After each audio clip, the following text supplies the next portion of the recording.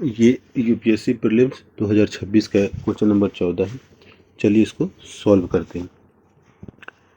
अमरावती स्तूप और उसकी अमरावती स्तूप, ठीक है, और उसकी उद्भट मूर्ति कला के बारे में निम्नलिखित में से कौन सा सही है। ठीक है, अमरावती स्तूप और उस स्तूप पर जो मूर्ति कला बनाया गया था उसके बारे में पूछ रहा है। ठीक है, यह निचली कृष्ण घाटियों में स्थित था। देखिए ये पीवाईक्यू है, जिसमें पूछा गया था कि सांची का स्तूप किस नदी के किनारे स्थित है। उसमें एक ऑप्शन था कि अमरावती निचली कृष्ण घाटी में स्थित था।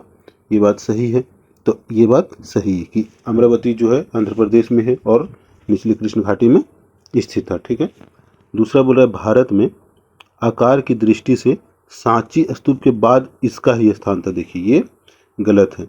हम लोग एनसीईआरटी में कितना बार ये बात लिखा हुआ है कि अमरावती स्तूप जो था वो सबसे बड़ा स्तूप था। सांची स्तूप अमरावती से छोटा था। अमरावती स्तूप ज़्यादा बड़ा था, हालांकि उसको उस समय पहचाना नहीं जा सका और उसको मतलब सारा उसका जो पत्थर था, जो भी चीज़ था, उठा के इधर उधर कर दिया गया। लेकिन अमरावती स्तूप सांची स्तूप से बड़ा था। ये एनसीईआरटी में लिखा हुआ, मतलब इसका ये गलत है।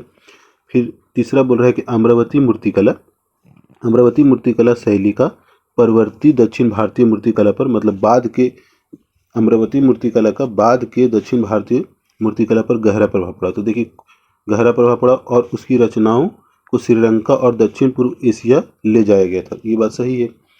तो कोई भी चीज़, जैसे अभी मान लीजिए कुछ भी टेक्नोलॉजी है या कोई भी मूर्तिकला है, कोई भी चित्रकला, उसका बाद के चित्रकला पर तो प्रभाव पड़ेगा ही पड़ेगा। ये तो बात वैसे भी सही है। और दूसरा कि अमरावती मूर्तिकला की रचनाओं को श्रीलंका और दक्षिण पूर्व एशिया में ले जाया गया था, ये भी बात सही है, एनसीईआरटी में भी लिखा हुआ, तो ये भी सही है। मतलब 2 गलत है, 1 और 3 सही है निम्नलिखित में। तो क्या हो जाएगा, 1 3 सही है क्योंकि 2 गलत है, 2 गलत है ना। हो गया काम खत्म इसका।